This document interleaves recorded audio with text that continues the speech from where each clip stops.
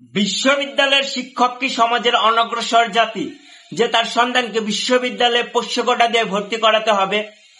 বিশ্ববিদ্যালয়ের শিক্ষক যদি সমাজের অনগ্রসর জাতি হয় তাহলে একজন কৃষক সমাজের কোন শ্রেণীর জাতিতে পড়ে?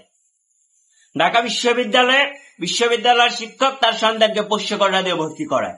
জাহাঙ্গীরনগর বিশ্ববিদ্যালয়ের শিক্ষক তার সন্তানকে পোষ্য কোটা দিয়ে ভর্তি করায়। রাজশাহী বিশ্ববিদ্যালয়ের শিক্ষক তার সন্তানকে পোষ্য কোটা দিয়ে ভর্তি করায়। এবং বাকি যে সকল পাবলিক বিশ্ববিদ্যালয়গুলো রয়েছে তাদের সন্তানকে তারা পোষ্য কোটা দিয়ে বিশ্ববিদ্যালয়ে ভর্তি করাচ্ছে। অথচ নিতান্ত গ্রামের একজন কৃষক যে অনেক পরিশ্রম করে কষ্ট করে তার সন্তানকে লেখাপড়া করান এবং তার সন্তান অনেক পরিশ্রম করে অনেক কষ্ট করে পড়াশোনা করে বিশ্ববিদ্যালয়ে ভর্তি পরীক্ষা দিতে আসে, সেখানে সামান্যতম 0.0001 নাম্বারের জন্য বিশ্ববিদ্যালয়ে ভর্তি হতে পারে না। কারণ লক্ষ লক্ষ ছাত্রছাত্রী বিশ্ববিদ্যালয়ে ভর্তি পরীক্ষা দেয়, সেখানে আসন সংখ্যা সীমিত। কিন্তু সেই জায়গায় আমরা দেখতে পাই বিশ্ববিদ্যালয়ের শিক্ষক শিক্ষিকা কর্মকর্তাগণ তাদের সন্তানকে পোষ্য কোটার বিনিময়ে অনায়াসে ভর্তি করায়। এমনকি দেখা যায়, আমি আমার জাহাঙ্গীরনগর বিশ্ববিদ্যালয়ের কাছে থেকে দেখেছি অনেক ক্ষেত্রে গ্রেস দিয়ে বিশ্ববিদ্যালয়ের যে শিক্ষক রয়েছে তাদের সন্তানদের, কর্মকর্তা এবং কর্মচারীদের সন্তানদের গ্রেস দিয়ে ভর্তি পরীক্ষায় পাশ করানো হয়।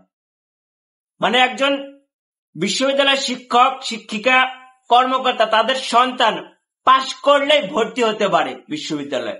আর নিতান্ত গ্রাম অঞ্চল যে একজন কৃষক পরিবারের সন্তান অনেক পরিশ্রম করে অনেক কষ্ট করে পড়াশোনা করে, সে অনেক ভালো করার পরেও আসন সংখ্যা সীমিত থাকার কারণে সে ভর্তি হতে পারে না।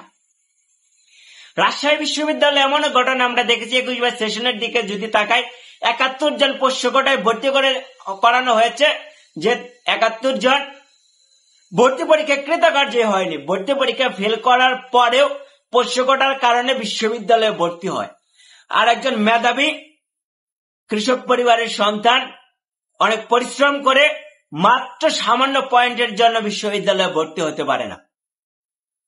আমি আবারও বলি, ঢাকা বিশ্ববিদ্যালয়ের একজন শিক্ষক যদি সমাজের অনগ্রসর জাতি হয় তাহলে একজন কৃষক সমাজের কোন শ্রেণীর জাতিতে পড়ে?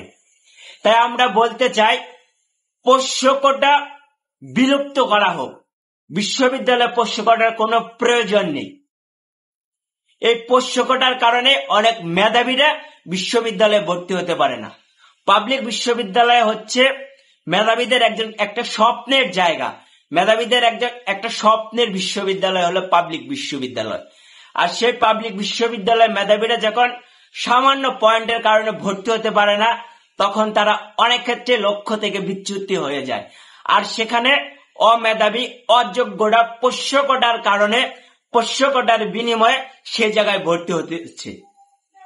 আমরা চাই পোষ্য কোটা যে বিশ্ববিদ্যালয়ে আছে সেটা বিলুপ্ত করা হোক।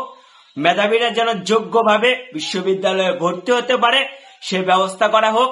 ইউজিসি যেন এর জন্য একটা যথাযথ পদক্ষেপ নেয়।